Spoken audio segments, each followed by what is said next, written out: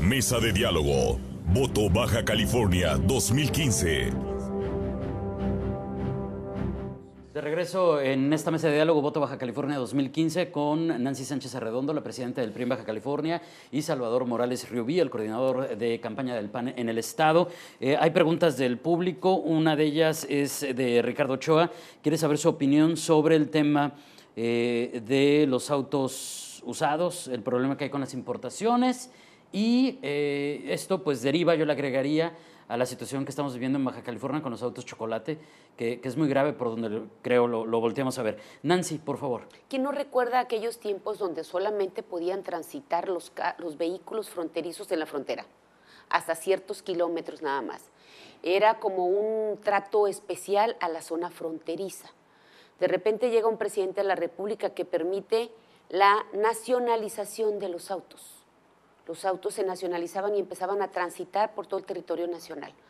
Eso fue, y dicho por la Asociación Mexicana Automotriz, una competencia desleal, porque empezaron a circular y a entrar de manera masiva, se prestó a corrupción, se enriquecieron muchos, y empezaron a entrar de manera masiva al país. El trato era para los fronterizos, el trato especial era para los fronterizos, los ciudadanos que vivíamos en la frontera. Y si querías introducir el vehículo más allá, no sé, recuerdo qué tantos kilómetros, introducirlo al país, tenías que sacar un permiso que tenías que regresar. Creo que era un modelo adecuado, un trato especial para la frontera. ¿Por qué no repensar en volver a analizar ese modelo? ¿Sí? Y que sean los fronterizos los que puedan disfrutar de esos vehículos siempre y cuando, por supuesto, estén en buenas condiciones.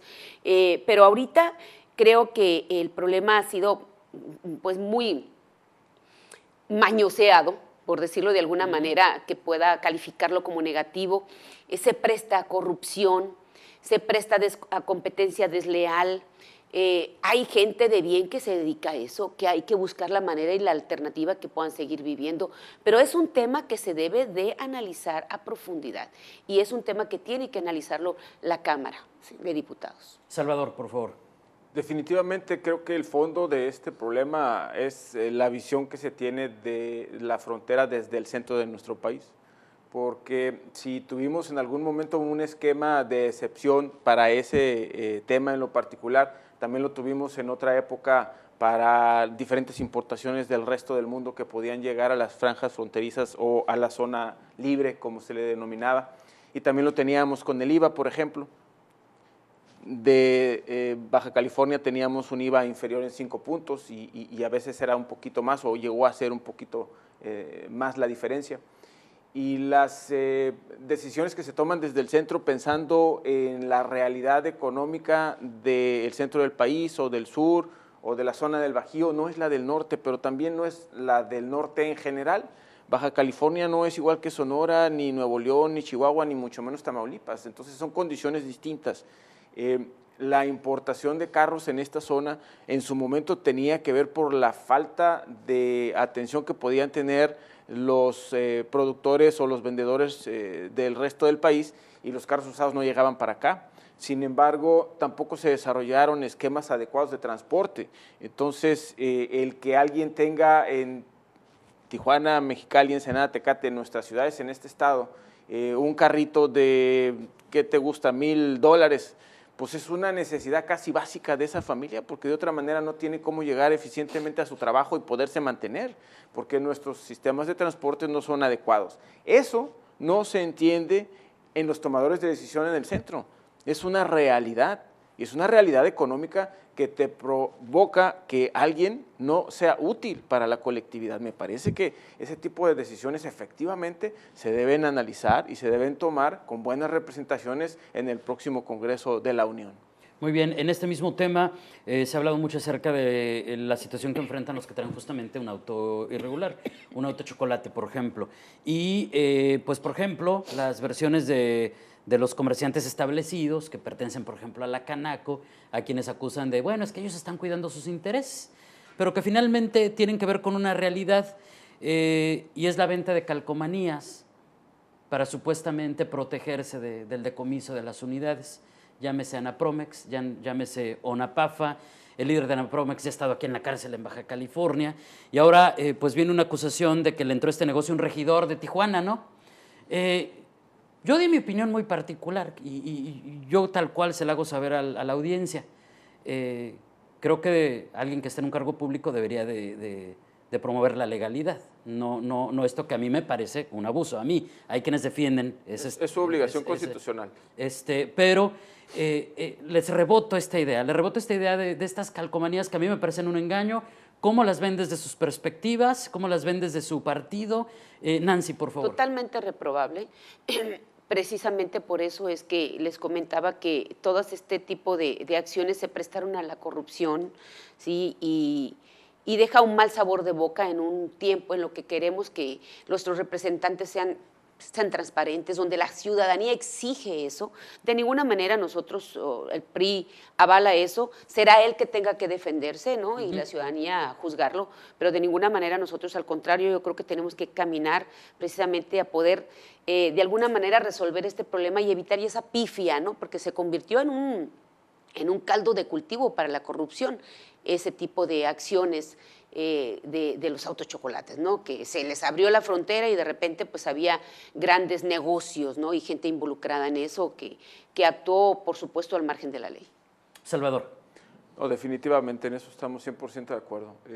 Son condiciones al margen de la ley que en algún momento estuvieron amparadas en condiciones, marginales, legales, que le dieron oportunidad a algunos de salir adelante y bueno, pues mientras se les terminaba de acabar el carrito viejo, pero legales no son y en este momento menos.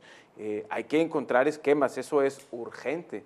La gente que se dedica a vender carros es gente decente, son comerciantes tratando de ganarse la vida como todos los demás, entonces bueno, pues merecen condiciones delante de la ley que les den las posibilidades de producir, eso definitivamente. Oye, se nos está acabando el tiempo, si quieren retomamos un par de preguntas del público. Pregunta Emanuel Ramírez, ¿qué piensan del caso Uber y este enfrentamiento que se ha dado en Tijuana y pues la posición de los taxistas en tanto a no querer que circulen? Y bueno, esto también nos recuerda los ataques que ha habido. No sé si ubican el tema, nos lo está preguntando Manuel. Salvador. Bueno, creo que son 3 ciudades en este país en donde ya funciona, ¿no? El que puedas pedir un taxi por internet, con tu teléfono, y pues no son taxis normalmente regulados en las ciudades, sino son casi servicios privados, los pagas con tarjeta de crédito vía tu teléfono y llega un taxi que te identifica plenamente y sabe quién eres y te va a llevar a donde necesites. Ese es como un servicio que está teniendo mucho éxito en Estados Unidos en ciudades muy importantes. Que lo venden como servicio de transporte privado. Así es. Y bueno, eso efectivamente no está regulado ni en la ley estatal ni en los reglamentos de cada municipio. El transporte público está regulado en los reglamentos de cada uno de los 5 municipios, de acuerdo a nuestra ley en el estado. Y mientras no haya un marco legal, como son particulares, no están impedidos de hacer una serie de cosas. Me parece que se tienen que apurar en los cabildos a regular estos temas.